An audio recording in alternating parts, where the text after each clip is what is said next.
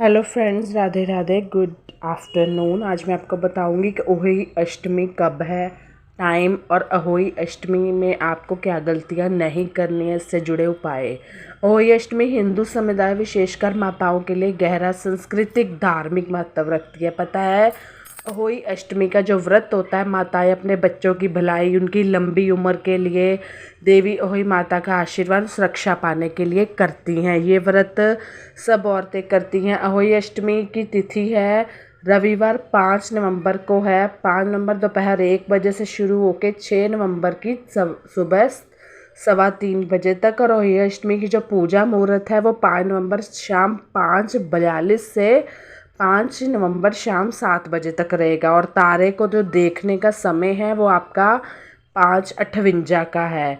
ठीक है, तो आपको कोई अब है कि आपको व्रत के क्या नियम है, क्या गलतियां नहीं करनी है, और अहोई माता के व्रत से रिलेटेड उपाय।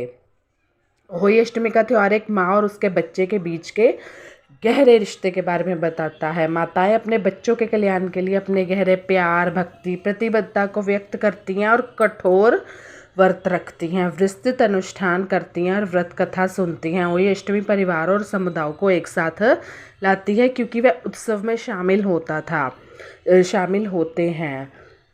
शास्त्रों के अनुसार आता है कि इस दिन भगवान शिव और माता पार्वती की पूजा का विधान है। इस व्रत को कठोर श्रेणी में रखा गया है। व्रत के दिन कई महिलाएं तारा दिखने तक बिना अन्न जल ग्रहण के निर्जला उपवास रखती हैं। ऐसा करने से भगवान शिव प्रसन्न होते हैं और इच्छा पूर्ति का आशीर्वाद प्रदान करते हैं। इसके साथ धर्म ग्रंथों में कुछ ऐसे भी नियम है जिनका पालन करने से यह व्रत सफल होता है। तो हम जानते हैं कि किन बातों का हमें ध्यान रखना चाहिए, किन चीज़ों से हमें बचना चाहिए इस व्रत करते समय।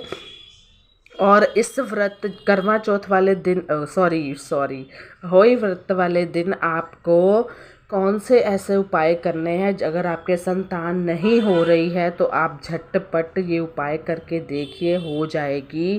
क्योंकि उम्मीद ही एक ऐसी चीज़ है जो कभी खाली नहीं मुड़ती। होली अष्टमी पर आपको इन बातों का ध्यान रखना है कि इस व्रत के दिन भगवान शिव, माता पार्वती के साथ उनके पूरे परिवार की पूजा करनी है। घर में तस्वीर, प्रतिमा नहीं है तो माता अहोई से पहले गणेश भगवान की पूजा करें। अगर आप गणेश जी की, तो हर हिंदू मंदिर में ऐसे गणेश जी की मूर्ति होती है। इसके साथ ही यह बताया गया कि अहोई अष्टमी कथा सुनते 7 प्रकार के अनाज को आपको अपनी हथेली में रखना और कथा के बाद वह अनाज गाय को खिला देना है। जब आप गाय को खिला रहे हो तो आपको ध्यान देना है कि आपके मन में सिर्फ अपने पुत्र या पुत्री के प्रति, उसकी लंबी उम्र के प्रति बातें होनी चाहिए। किसी दूसरे के प्रति कुछ सोचना नहीं है। पूजा के समय माताएं अपने पुत्र या पुत्री को अपने साथ बिठाएं, फिर भोग अर्पित करने के बाद प्रसाद का पहला हिस्सा जो है वो आप अपने बच्चों को दें, जो भी आपका बेटा बेटी है। अहोई अष्टमी के दिन आपको क्या नहीं करना है। व्रत के दिन आपको इस बात का ध्यान, मिट्टी से जुड़ा कोई काम नहीं करना है। इसके साथ बगीचे में भी किसी भी कार्य को इस दिन के लिए टाल देना है अगर आपको कोई कार्य आता है। व्रत के दिन किसी भी प्रकार की आपको नुकीली चीज़, धार वाली चीज़ें नहीं यूज़ करनी है। इस दिन ना ही आपको सिलाई आदि का काम करना है, कुछ नहीं करना है आपको। ठीक है, तो इस दिन परिवार में विवाद या झगड़े से बचना है। ऐसा ना करने से व्रत सफल नहीं होता है।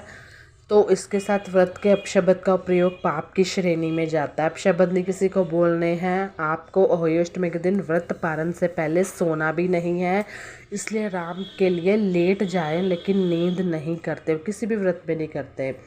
अब आपका व्रत खंडित कैसे? अगर अहोई अष्टमी के दिन किसी बड़े का अपमान करते हो या लड़ाई झगड़ा करते हो तो आपका व्रत खंडित माना जाता है। ऐसे करने से आपको व्रत का पूर्ण फल प्राप्त नहीं होता।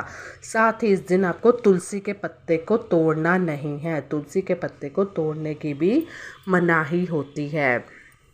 ठीक है, सेकंड है कि अहोई अष्टमी व्रत का पारण तारों को अर्घ देकर किया जाता है। ऐसे में तारों को अर्घ देने के लिए आप स्टील या चांदी से बने लोटे का इस्तेमाल करें, लेकिन अर्घ देने के लिए तांबे से बने बर्तन का जो इस्तेमाल है वो आपको नहीं करना है। तो ठीक है, कुछ ऐसे चीज़ें हैं जो आपको नहीं करनी है। और जिनके नहीं संतान हो रही, वो अगर आगे मैं उपाय बताऊंगी, वो ये उपाय करेंगे तो आपको काफ़ी फल मिलेगा। देखिए, ये जो चीज़ होती है ये ईश्वर के हाथ है, वे वही आपको देंगे।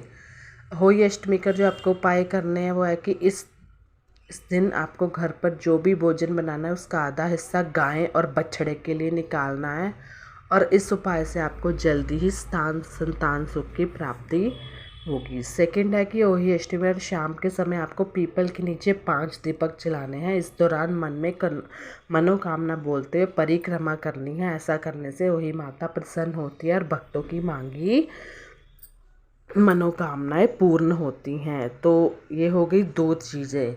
लेकिन अगर आपके बड़े बुजुर्ग भी आपको इस दिन कुछ करने को बोलते हैं तो वो भी ज़रूर करना, उनको पता होता है क्या क्या करना है। इस दिन पति पत्नी एक साथ होली माता को सफ़ेद फूल अर्पित करें। इसके बाद शाम के समय तारों को अर्घ्य दें और पूजन करें। मान्यता है कि इस उपाय से होली माता से प्रसन्न होकर संतान सुख का आशीर्वाद देती है। होली अष्टमी घर पर पे एक तुलसी का पौधा लगा दें, उसकी विधि पूर्वक पूजा अर्चन करना है। लेकिन मैंने अभी बोला आपको पौधा उसमें तोड़ना नहीं है, आप तुलसी का पौधा लगा सकते हो, तुलसी के पत्ते को नहीं तोड़ना है। तो फ्रेंड्स, मेरी और भी कल की भी वीडियोस है, वो भी आप देखोगे तो आपके लिए फ़ायदे वाली है। संतान प्राप्ति की कामना वाले दंपति को इस दिन एक साथ व्रत रखना चाहिए, और इसके साथ ही इस दिन 7 9 चांदी के मोतियों को लाल रंग के धागे में पिरो के पूजन के समय यह माला होली माता को पहना दो और संतान प्राप्ति की कामना करो।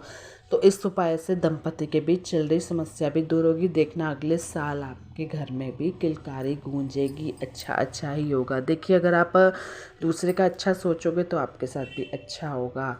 अपने साथ अच्छा करने के लिए पहले हमें दूसरे का सोचना पड़ता है।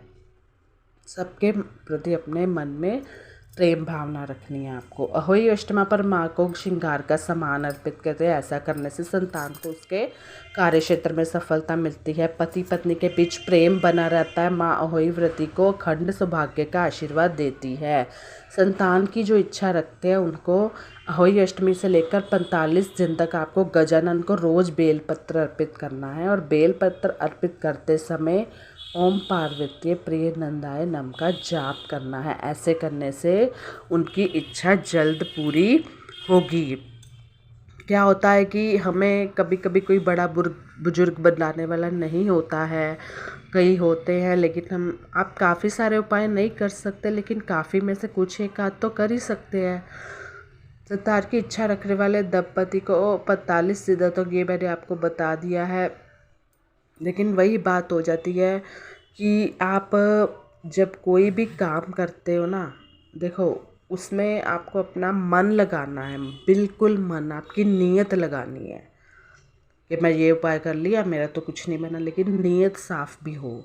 होली माता को पूजन के दौरान दूध भात का भोग, लाल फूल अर्पित करें। इसके बाद लाल फूल हाथ में लेकर संतान के लिए प्रार्थना करें। पूजा समाप्त करने के बाद संतान को अपने हाथों से दूध भात खिलाएं। लाल फूल उसके हाथों में देकर सुरक्षित रहने को कहे और उसको आशीर्वाद दें।